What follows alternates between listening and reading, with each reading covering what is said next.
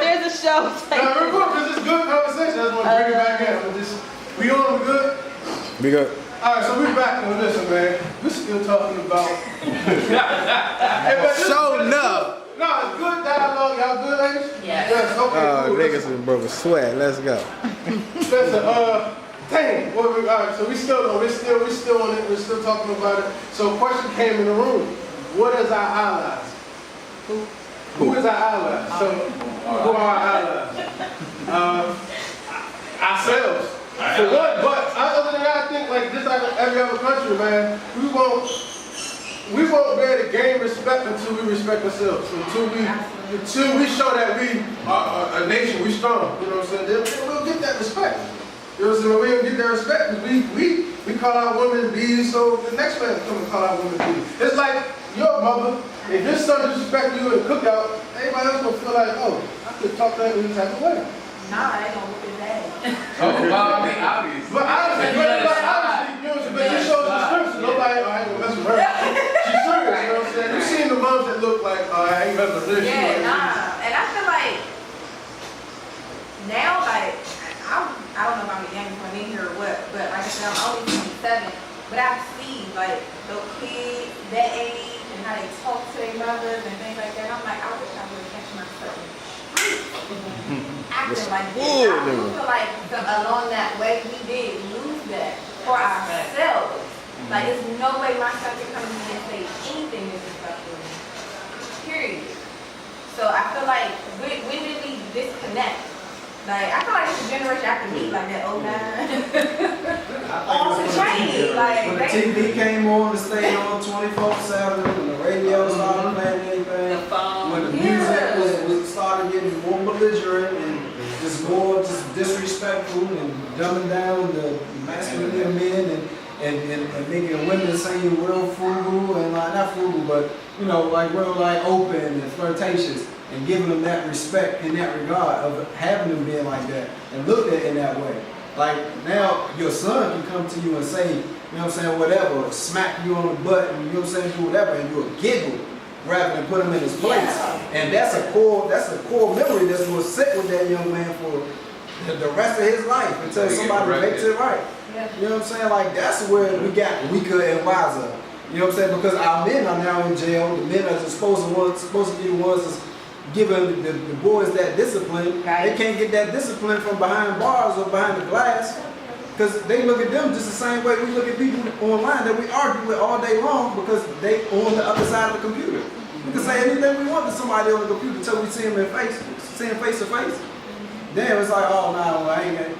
Same way you send your son to the jail to see his father, you act a totally different way. Even if you're behind the glass or behind the bars. Same thing. I feel like that's where we started to go wrong. This stuff started to go left. I think the generation too, because yeah, like growing up, we had like OGs that, you know, they could really talk to us and we would listen. But now, like our generation, like we try to talk to the youngest and they like, I don't want to hear it. We like, man, it's already stupid, man. They gonna keep dealing with them. And we kind of leave it alone versus like really sticking and trying to get in his head. We like, man, they total generation, you know, they young and dumb, but we don't really stick with it. And I say that myself, like I don't want to be bothered with this young. He foolish. He don't want to listen. Versus we really had dudes, and our mindset was different. We listen.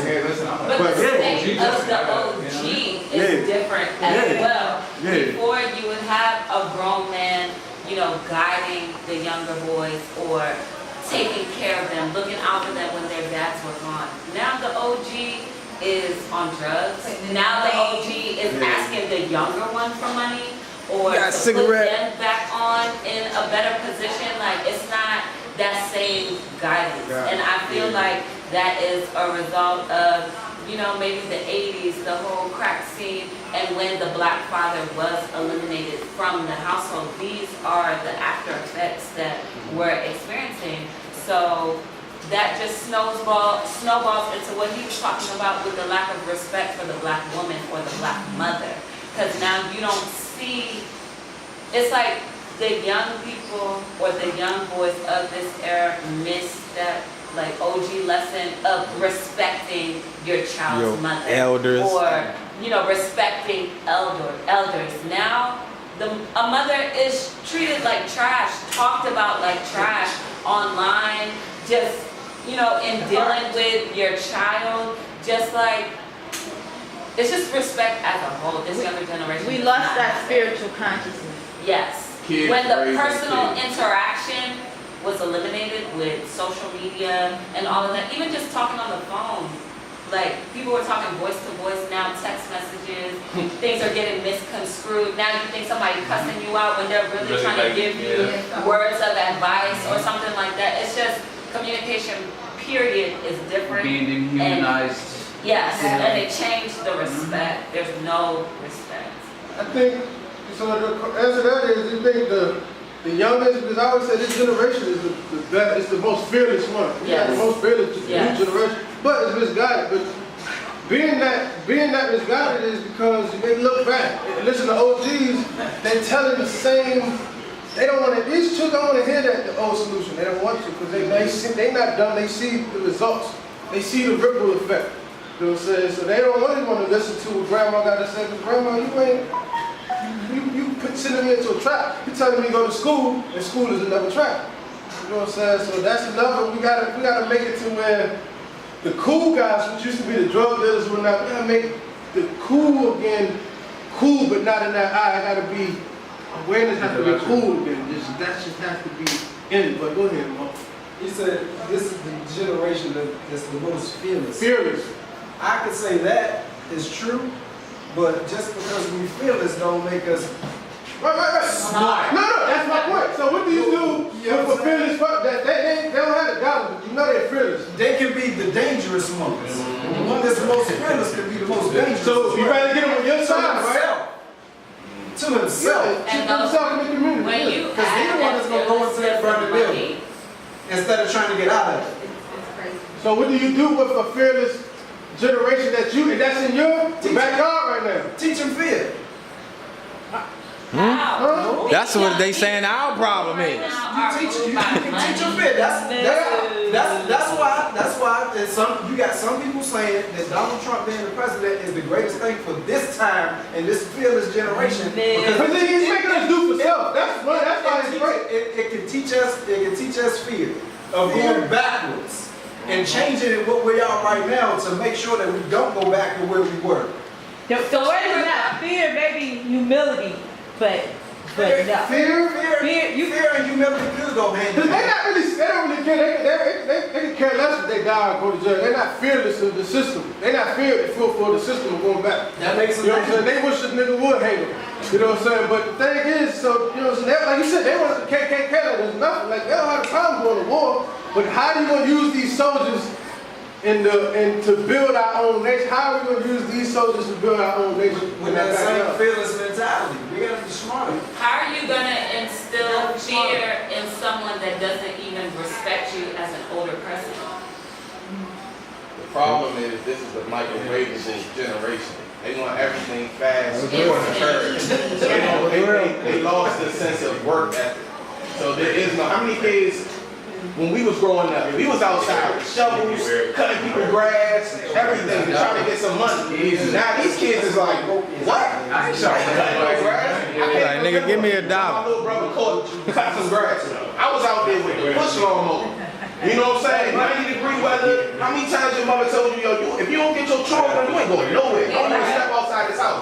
These kids don't even go to the park and play outside. I coach, they know, but they don't even have the option, because I know I'm not down or judge, I don't do that, I don't care, I don't judge, but the other option is I have nephews, man, he don't go outside to play, but his other option is not getting offered to go online and use that media that he do have that technology to better himself. He's using the rap video. So as parents, since you using that, I gotta tell my little sister, get better on your animation. You can get paid doing animation. My son learned Spanish from his iPad. Like, I monitor when he watches. He's 4. He's learning how to do it on his own. So what you're talking about is like you said in the end, it's positive guidance. Yeah. You know what I mean? And you got to take this level again with the paradigm shift and guide them in positive directions. Hey, yeah, so, hey, I think that's it. I had one more. since I have ladies in the building, the bishop for Reba Franklin. Y'all people, how do y'all feel about that? He is aggressive, but What? He said- Wait. You better say that's that. the problem. He said the dress. Say it again. Let him say that again. Say that again. Him saying that is a problem because Who is it doing? Oh, he said he dressed inappropriate. the dress was. Break down. I didn't see it, I'm sorry. Break down what he just said to He the said camera. the dress was inappropriate. Whose dress? Ariana Grande. That's an excuse what the After preacher he did. asked what the preacher, we felt about what the preacher did. That's the first thing he said. Correct. So, does that mean she should have been touched that way just because her dress was inappropriate? At the same time, compared to that grown, gray-haired man, she is a child, okay? She is a child, and you're caressing her side boob. I'm sure you have a wife, there's grown women, but It's that new. It's new. is so common. For me personally, I don't know a girl that has not happened to. Yeah. And that is Really? huge.